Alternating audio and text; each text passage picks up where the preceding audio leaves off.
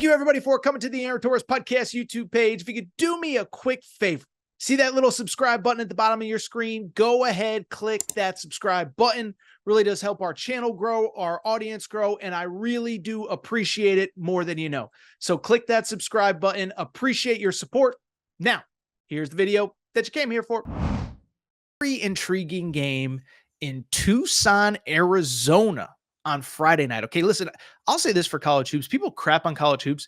We have had some great Friday night early season games. We had North Carolina at Kansas. We had a few weeks ago, we had, last week we had Wisconsin at Arizona at Wisconsin. We had Alabama at Purdue. And so we have a great top 20 matchup in Tucson. And I think the top 20 is a little bit deceiving because both of these were top 10 teams coming into the season. Each has played a big game. Each has taken a loss. Duke is at Arizona, true home game. We don't get enough home and homes in college basketball. But how about this? Arizona actually a 1.5 point favorite coming into this game, over under set at 156.5. And so when I look at this game, let's talk about both teams. I want to start with Duke. And listen, man, like I know that it's so easy to poke at Duke and they stink and they're soft and they're this and they're that. I came away impressed with the Kentucky game. Now, Kentucky fans, we all know you deserve to win. You were the better team down the stretch. You made more plays, but let's also call a spade a spade. Duke was probably the better team for about the first 32 to 33 minutes. And I look at Duke and I said, listen, good teams are going to take bad losses. And I didn't come away like frustrated or angry or mad or disappointed in Duke. Instead, it was the opposite. I came away impressed. First of all, Cooper Flagg, listen, we've talked about him already, but it's worth noting. This kid is a lot different than a lot of the five-star one-and-done players who have come to college basketball before him. Mentioned it earlier, but this is not the kid. This is not Kevin Durant at Texas. This isn't Zion at Duke. It's not Paolo Banchero, who, by the way, I saw on Thanksgiving week drop 30-something on Gonzaga. Cooper Flagg is never going to be a guy that just gets 36, in back-to-back. He's not going to be the kind of kid that gets you 38 in a college game. What he does, he is an across-the-board contributor, an across-the-board difference maker. And this is kind of a crazy stat that I did not realize until my buddy Mike Luke, who covers Arizona, pointed out to me the other day. As of right now, coming into this game, Cooper Flagg leads Duke in points, rebounds, assists, steals, and blocks. That is bananas. Okay. So the kid does it all, across the board difference maker, gets others involved, runs the offense, gets, weak side help on all that good stuff. And so I just bring it up because he is a very talented player, but I was impressed with some of the other guys on Duke in that Kentucky game as well. And not just the Kentucky game, but in general early in the season. Con Knipple. Yeah, you can't forget that name. Okay. Listen, he struggled down the stretch against Kentucky. He had a hot start. He struggled in the second half, but he was still a guy that in that Kentucky game went for 14, was averaging like 18 coming into the game. And listen, I've seen some like he's a top 10 pick kind of stuff. And like, I think that's probably a little bit much, but he's a really good player. He can get hot if you don't, if you focus too much on Cooper Flagg. And then I really like the other freshman, Kaman Malawach, who of course is the big man down low. He cramped in the Kentucky game, but 7'1", 7'2", played in the Olympics for the South Sudan. And I think he's a difference maker, size, athleticism, rim protection, shot blocking for the Blue Devils. What's interesting, they're facing a really good Arizona team. Now, Arizona played at Wisconsin last Friday. And I'll just say this. It was going on kind of the same time as the Jake Paul-Mike Tyson fight. You think the Jake Paul-Mike Tyson fight was tough to watch, which we should have talked about on the pod, but that's another conversation. You think the Jake Paul-Mike Tyson game was fight was tough to watch? You should have watched Arizona, Wisconsin, okay? 103-88 is the final score. That sounds like a great game. No, it was not. And it was solely because the refs basically hijacked the game, okay? So in that game, for people who did not see it, we had a total of, I want to make sure I get these stats correct, okay? So in Wisconsin, Arizona, 87 total free throws on 63 foul attempts.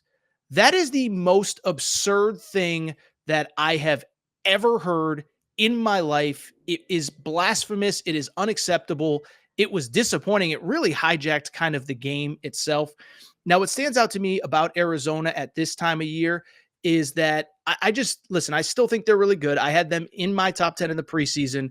But the thing that stands out is I just don't think they're as deep as they were a year ago. Remember, a year ago with Arizona, they had Jaden Bradley and KJ Lewis coming off the bench, and that was in addition to Pella Larson, who got drafted by the Miami Heat, Keyshawn Johnson, who plays for the Miami Heat. It was in addition to Umar Ballo, who's now at Indiana. Kylan Boswell, who's obviously transferred to Illinois, played Alabama the other night. So I think they were a little bit deeper last year. Obviously, they had Caleb Love as well. And that's kind of my big picture concern about Arizona in general. Do they have enough guys that can consistently get you production? Because Jaden Bradley's been awesome, 22 points against Wisconsin. KJ Lewis has been really good. He had 15 points against Wisconsin. But Caleb Love struggled. He only had 6. And I just don't know if they consistently have the guys outside of those 3 to get you points. They're going to need Trey Townsend, the transfer from Oakland. Kentucky fans, cover your ears. Oakland, yes, the team that ended your season last year. And then Carter Bryant, the freshman off the bench. I think that Tommy Lloyd needs to be a little bit more aggressive with him. Sorry, I had something in my eye right there. Forgive me for kind of doing a weird blink. But anyway, enough of that. Point being, I worry about Arizona big picture. I worry about their depth big picture. I don't worry about them in this game, though. And my official pick in this game is Arizona to win, Arizona to cover. I'll say Arizona 82, Duke 74. Now, I know what you're going to say. Torres, you just said Arizona doesn't have enough scoring. Well, remember, home court advantage in college basketball is huge. It's huge in college football, too, right? Think about college football. All the big games this year. Georgia beats Tennessee at home. Tennessee beats Bama at home. Bama beats Georgia at home. Whatever. Ole Miss beats Georgia at home. LSU beats Ole Miss at home. Texas A&M beats LSU at home. In college basketball, it's the same. And think about the early season results so far. Think about the fact that Purdue beats Alabama at home. Then Purdue goes on the road, struggles against Marquette. That Arizona struggled at Wisconsin. And so this is Duke's first big road test. And I do think the matchup for this particular game, I think, works out well. Caleb Love always brings his best for Duke. We talked about it last year in the lead up to this game. Remember, Arizona won at Cameron Indoor last year early in the season. Of course, Caleb Love sent Coach K into retirement. At North Carolina, obviously, Coach K beat Coach K in his final game at Cameron Indoor, then beat him again in the Final Four in 2022. Last year, he wins at Cameron Indoor with Arizona. He always brings his best for this Duke game. I also think Arizona weirdly matches up pretty well with Duke. They got some big bodies they can throw at Cooper Flagg. KJ Lewis, I think, has a chance to kind of slow down Cooper Flagg as much as you can.